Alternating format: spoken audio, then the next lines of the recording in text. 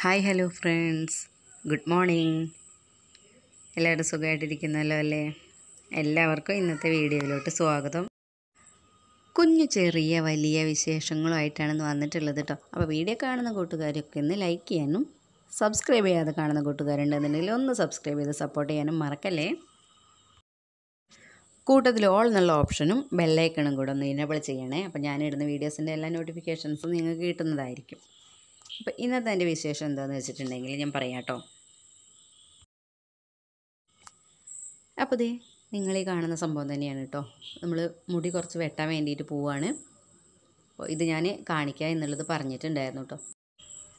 അപ്പോൾ ഈ ഒരു ലെങ്ത്തിലാണ് എൻ്റെ മുടി നിൽക്കുന്നത്. ഇതിൻ്റെ അറ്റം കാണുന്ന ആ ഒരു ടൈമിൽ തന്നെ നിങ്ങൾക്ക് മനസ്സിലാകുന്നുണ്ടാകും എന്താണ് പ്രോബ്ലം എന്നുള്ളത്.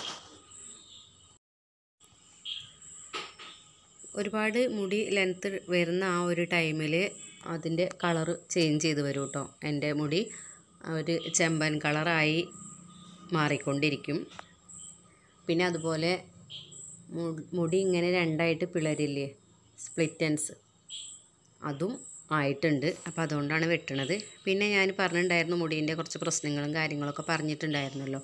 അപ്പോൾ അതുകൊണ്ടാണ് മുടി കട്ട് ചെയ്തിട്ട് മരുന്ന് കുടിക്കുന്ന ആ ഒരു ടൈമിൽ തന്നെ കുറച്ച് കട്ട് ചെയ്യാമെന്ന് വിചാരിച്ചിട്ട് അങ്ങനെ ഞാൻ എല്ലാവരുടെയും അഭിപ്രായങ്ങളൊക്കെ ചോദിച്ചിട്ടുണ്ടായിരുന്നു.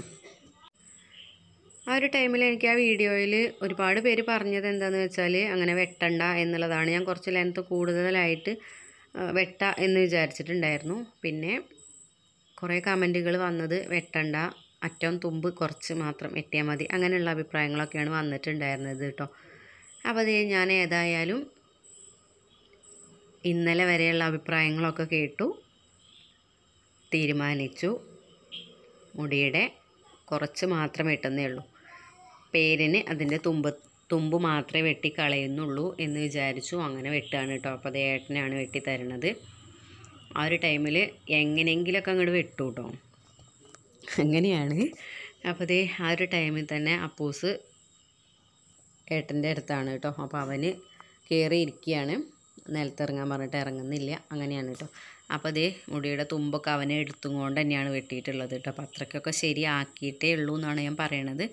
ഏതായാലും ഇങ്ങനെ ഒരുപാട് എന്താ പറയുക തിക്കില്ലാത്തത് കൊണ്ട് തന്നെ നമുക്ക് പെട്ടെന്ന് വെട്ടാൻ പറ്റും കേട്ടോ. അപ്പോൾ പിന്നെ അപ്പൂസിനെ എടുത്തുകൊണ്ടായാലും കുഴപ്പമൊന്നുമില്ല.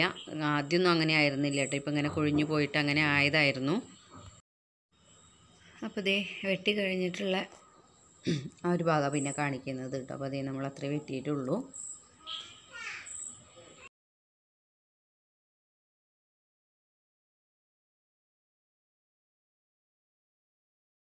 എങ്കിൽ തന്നെ ആ കളറ് മാറി തുടങ്ങുന്ന ആ ഒരു ഭാഗം തൊട്ടൊന്നും ഞാൻ വെട്ടിയിട്ടില്ല കേട്ടോ. അതിനേയും താഴെ മാത്രമേ വെട്ടിയിട്ടുള്ളൂ. ഇനി ഇതെങ്ങനെയാണ് എന്നുള്ളത് നമുക്ക് നോക്കാം. എങ്ങനെ ഇത് തിക്ക് കൂടാൻ വേണ്ടിയിട്ടും കൂടെ നമ്മൾ ചെയ്യുന്ന ടിപ്പുകളും കാര്യങ്ങളൊക്കെ ഇല്ലേ. ടിപ്പൊന്നുമില്ല കേട്ടോ, മരുന്ന് കുടിക്കുന്നുണ്ട്, അത്രയേ ഉള്ളൂ. അപ്പോൾ അതും കൂടെ എങ്ങനെയാണെന്നുള്ളത് നോക്കാം. പിന്നെ നമ്മൾ മുടി വെട്ടി കഴിഞ്ഞിട്ടുണ്ടെങ്കിൽ ഞാൻ ചെറുപ്പത്തിലേ ഉള്ളൊരു ശീലമാണ് കേട്ടോ. മുടി വെട്ടിക്കഴിഞ്ഞാൽ വെട്ടണ തുമ്പുണ്ടല്ലോ, ആ തുമ്പത്ത് ഇങ്ങനെ വെളിച്ചെണ്ണ ആക്കി കൊടുക്കണേ. നമ്മളിപ്പോൾ ഏത് ഓയിലാണ് തേക്കണത് വെച്ചാൽ അതാക്കി കൊടുക്കുക. ഞാൻ ആദ്യം തൊട്ടേ വെളിച്ചെണ്ണയാണ് ഉപയോഗിക്കാറുള്ളത് കേട്ടോ. അതുകൊണ്ടാണ് ആ തുമ്പത്ത് നമ്മൾ ആ മുറിച്ച ഒരു ഭാഗത്ത് വെളിച്ചെണ്ണ ആക്കി കൊടുക്കും. അങ്ങനെ അതൊന്നും ആക്കി കൊടുക്കുന്നുണ്ട് കേട്ടോ. അത് പണ്ട് മുതലേ ഉള്ള ശീലം തന്നെയാണ്. പിന്നെ ഇന്ന് ഞാൻ സാധാരണ അങ്ങനെ നന്നായിട്ട് എണ്ണയൊന്നും തേക്കാറില്ല.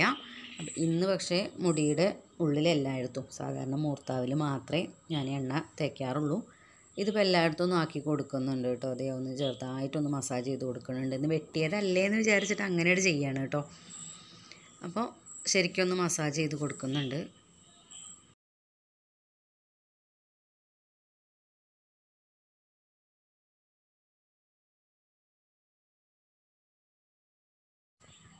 അങ്ങനെ പിന്നെ നമ്മൾ പരിപാടികളൊക്കെ അങ്ങനെ കഴിഞ്ഞു കേട്ടോ. അപ്പോൾ അങ്ങനെ അതൊക്കെ കഴിഞ്ഞതിന് ശേഷം അടിക്കലും തുടക്കലൊക്കെ ഉണ്ടായിരുന്നു, അതും കഴിഞ്ഞു. പിന്നെ നമ്മൾ കറി ഉണ്ടാക്കാൻ വേണ്ടിയിട്ട് നിൽക്കുകയാണ് കേട്ടോ. രാവിലത്തെ പരിപാടികൾ കഴിഞ്ഞതിന് ശേഷമാണ്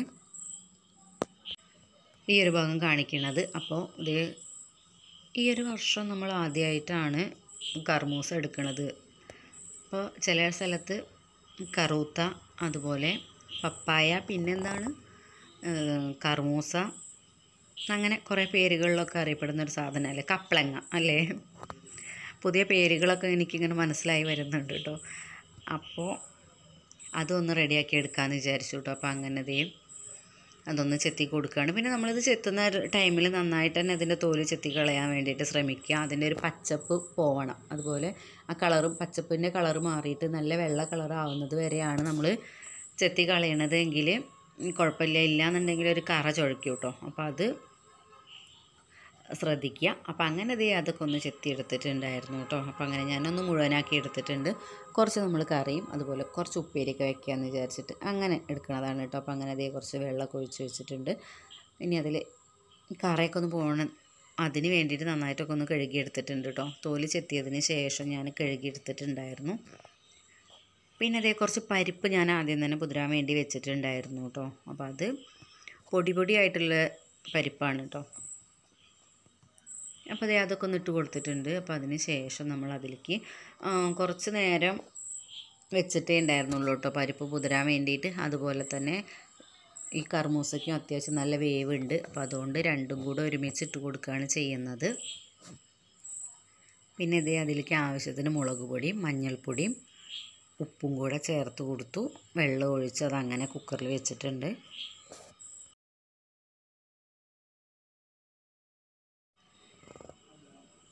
പിന്നെ അപ്പൂസും മനുവും ഒക്കെ അവിടെ കളിക്കുന്നുണ്ട് കേട്ടോ. ആ ഒരു ടൈമിൽ ഞാൻ തേങ്ങ പൊട്ടിക്കാൻ വേണ്ടിയിട്ട് വന്നിട്ടുണ്ടായിരുന്നു കേട്ടോ.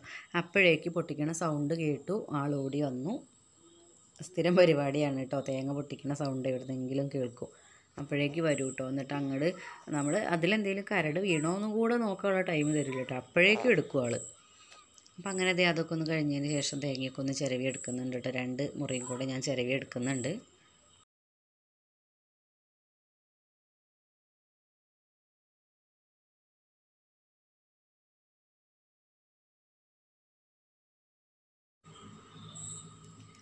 പിന്നെ ഒരു ചട്ടി വെച്ച് കൊടുത്തു കേട്ടോ. അതിനിടയ്ക്ക് കടുക് തീർന്നിട്ടുണ്ടായിരുന്നു. പിന്നെ ഞാൻ അതൊക്കെ ഒന്ന് റെഡിയാക്കി വെച്ചതിന് ശേഷം എല്ലാം റെഡിയാക്കി വെച്ചതിന് ശേഷം മനുവിനെ കടുക് വാങ്ങാൻ വേണ്ടിയിട്ട് വിട്ടിട്ടുണ്ടായിരുന്നു കേട്ടോ. അതുപോലെ പാല് മേടിക്കാനുണ്ടായിരുന്നേ.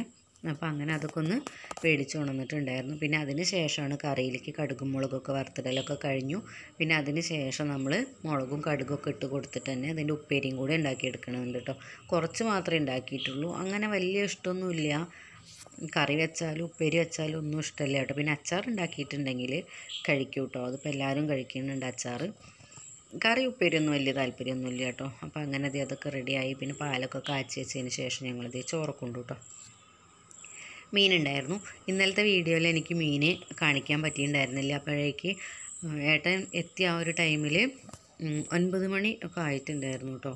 അപ്പോൾ ആ ഒരു ടൈമിൽ എനിക്ക് ആ വീഡിയോ എടുക്കാൻ പറ്റിയിട്ടുണ്ടായിരുന്നില്ല. അതിന് മുന്നേ തന്നെ ഞാൻ ഈ വീഡിയോ എടുത്തതൊക്കെ എഡിറ്റൊക്കെ ചെയ്ത് കഴിഞ്ഞ് അപ്ലോഡൊക്കെ ചെയ്ത് വെച്ചിട്ടുണ്ടായിരുന്നു കേട്ടോ. അപ്പോൾ അതുകൊണ്ട് എനിക്ക് അത് വീഡിയോ എടുക്കാൻ പറ്റിയിട്ടുണ്ടായിരുന്നില്ല. പച്ച താളമീനില്ലേ, അതാണ് കൊണ്ടുവന്നിട്ടുണ്ടായിരുന്നത്. അപ്പോൾ അതൊക്കെ ഒന്ന് റെഡിയാക്കി വെച്ചു കേട്ടോ. അപ്പോൾ ഞാൻ അത് ഉണ്ടായിരുന്നു ഉച്ചയ്ക്ക്, അപ്പോൾ അതാണ് കാണിച്ചിട്ടുള്ളത്. പിന്നെ അങ്ങനെ അതൊക്കെ കഴിഞ്ഞു. പിന്നെ നമ്മൾ ഇഡ്ഡലി ഉണ്ടാക്കാൻ വേണ്ടിയിട്ട് മാവൊക്കെ റെഡിയാക്കി വെച്ചിട്ടുണ്ടായിരുന്നു കേട്ടോ.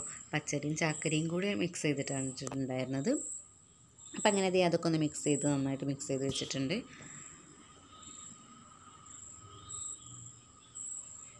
പിന്നെ അതിന് ശേഷം ഞാൻ കുറച്ച് ഉണക്കമീനൊക്കെ വെള്ളത്തിലിട്ടിട്ടുണ്ടായിരുന്നു. മാന്തളും പിന്നെ മുള്ളൻ മീൻ പോലുള്ളൊരു മീനും, ഒരു ചെറിയൊരു മീൻ കേട്ടോ, അതും കൂടെയൊക്കെ ഒന്ന് വെള്ളത്തിലിട്ട് വെച്ചിട്ടുണ്ടായിരുന്നു. പിന്നെ പാൽച്ചായ വേണമെന്ന് പറഞ്ഞു.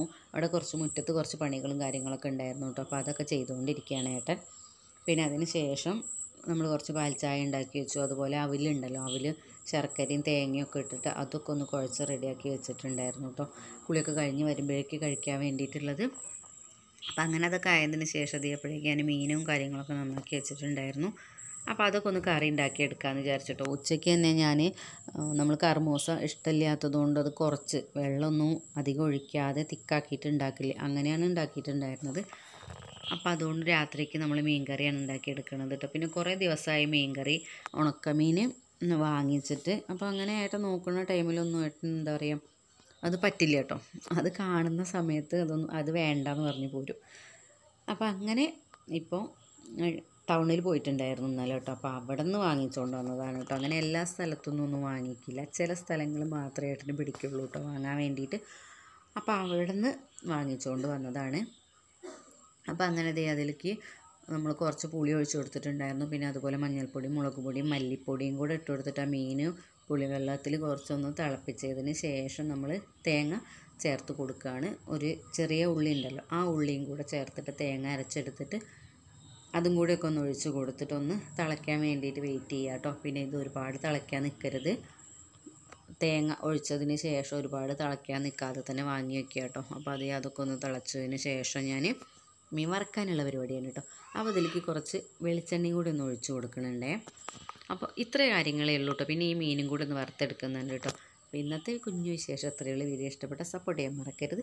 നാളെ നമ്മളൊരു അടിപൊളി വീഡിയോ ആയിട്ട് വരാം. അതുവരെ എല്ലാ കൂട്ടുകാരും സുഖമായിട്ട് സന്തോഷമായിട്ടിരിക്കുക. Okay, bye, thank U.